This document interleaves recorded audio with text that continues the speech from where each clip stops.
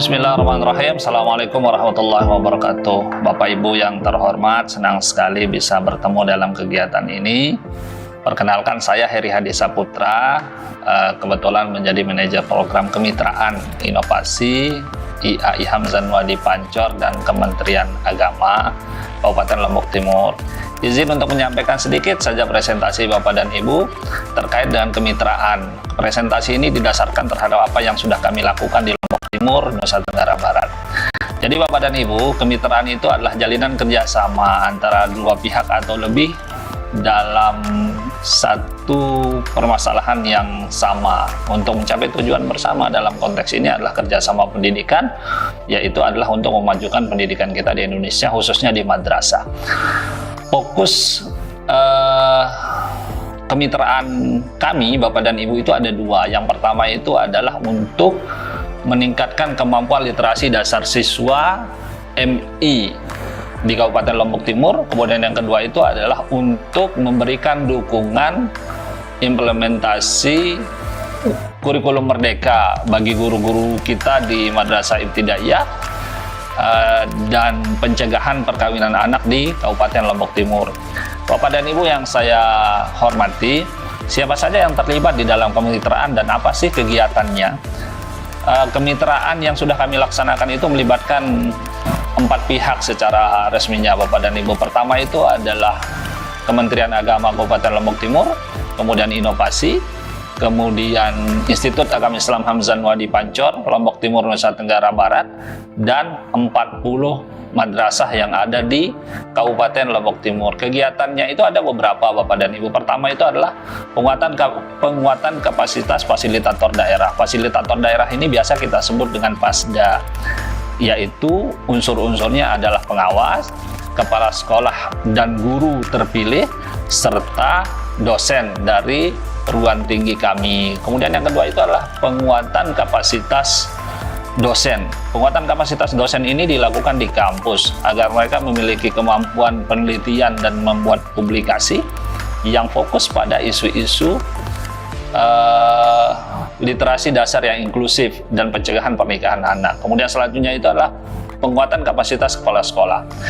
Bapak dan Ibu, kepala sekolah kita ini adalah aktor yang sangat penting karena dia adalah manajer di tingkat sekolah, maka mutlak dibutuhkan dukungannya untuk berjalannya program-program yang kita laksanakan. Maka mereka juga perlu ditingkatkan kapasitasnya dengan cara memberikan mereka pemahaman tentang bagaimana membuat program berbasis data dan lain sebagainya. Kemudian selanjutnya itu adalah melakukan pendampingan kepada guru-guru kita selama periode implementasi program. Bapak dan Ibu, bagaimana kemitraan ini dijalankan? Kemitraan ini dijalankan Bapak Ibu, pertama itu adalah dengan harus menyepakati tujuan bermitra. Tujuan bermitra itu apa? Itu harus disepakati di awal, sehingga nanti kita bisa mengukur apakah kemitraan ini berjalan dengan baik atau tidak. Maka perlu TOC, namanya Theory of Change, teori perubahan. Kemudian setelahnya itu secara periodik kita membuat capaian-capaian yang sifatnya periodik. Itu namanya tonggak capaian. Dalam periode 1, periode 2, periode 3 itu apa saja yang harus kita capai. Itu yang kemudian kita evaluasi. Selanjutnya adalah melakukan joint monitoring. Semua komponen yang terlibat dalam kemitraan itu melakukan monitoring bersama-sama. Kemudian yang selanjutnya itu adalah melakukan refleksi rutin. Dalam masa kemitraan yang disetujui, itu dijadwalkan secara rutin, refleksi itu harus dilakukan kapan. Kemudian selanjutnya itu adalah advokasi kebijakan.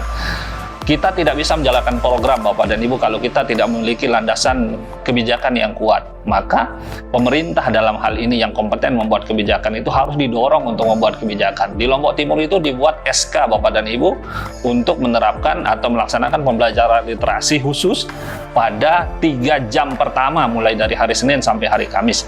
Kemudian selanjutnya itu adalah publikasi hasil kegiatan. Kegiatan kita tidak boleh dikonsumsi sendiri. Kita harus publikasi untuk menceritakan kepada orang bahwa ini masalah kita, ini yang sudah kita lakukan dan ini hasilnya. Kemudian selanjutnya itu adalah pengarus utamaan. Jadi semua sebisa mungkin semakin banyak komponen yang terlibat dalam sebuah program itu akan semakin bagus. Apa dukungan yang diberikan oleh setiap mitra Bapak dan Ibu?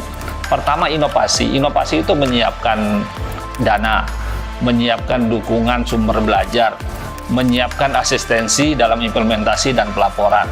Kemudian IAIH, apa yang disiapkan? Disiapkan SDM, disiapkan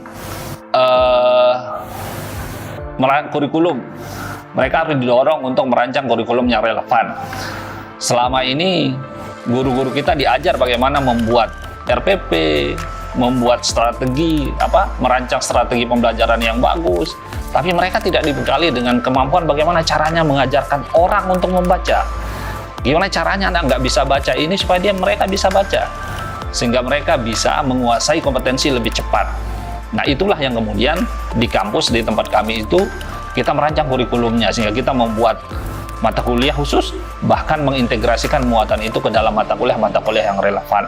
Selanjutnya adalah diseminasi hasil. Dosen-dosen kita siapkan untuk menjadi narasumber di tempat-tempat yang juga menginginkan program yang sama. Kemudian publikasi, penelitian dosen kita arahkan untuk menguatkan program. Rekrutmen selanjutnya adalah rekrutmen relawan. Mahasiswa kita rekrut untuk menjadi relawan Bapak dan Ibu.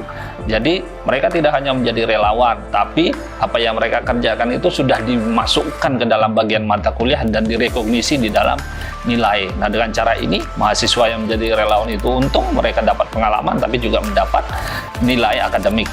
Kemudian selanjutnya itu adalah Kementerian Agama.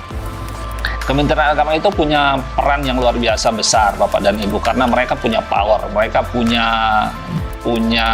rakyatnya. Itu madrasah itu rakyatnya Kementerian Agama. Jadi mereka yang harus turun tangan. Kalau tidak ya tidak bisa. Maka Kementerian Agama itu bisa memberikan setidaknya 3 dukungan. Pertama, menyiapkan SDM, pengawas, seperti yang kami sampaikan di awal tadi. Pengawas yang dipilih itu kemudian dilatih menjadi fasilitator, khususnya biasanya yang diutamakan itu adalah pengawas wilayah. Kemudian selanjutnya itu adalah membuat regulasi, membuat SK, membuat surat edaran tentang program. Itu sangat kuat pengaruhnya Bapak dan Ibu. Selanjutnya itu adalah dukungan pengibasan. Jadi hal baik yang sudah dicapai oleh madrasah-madrasah yang menjadi sasaran itu tidak boleh hanya berhenti di situ, karena populasi madrasah kita ini banyak sekali Bapak dan Ibu. Maka kalau ada sesuatu yang baik, maka juga akan sangat baik kalau kita imbaskan kepada madrasah-madrasah yang lain. Dan alhamdulillah Bapak dan Ibu, hal seperti ini yang telah dilakukan itu memiliki dampak yang sangat bagus dalam pandangan kami. Bapak dan Ibu, itu sedikit dari apa yang bisa saya sampaikan. Terima kasih atas perhatian dan waktu Bapak dan Ibu. Semoga kegiatan kita ini bermanfaat, tapi insya Allah pasti akan bermanfaat. Demikian, mohon maaf kalau ada keliruan. Assalamualaikum warahmatullahi wabarakatuh.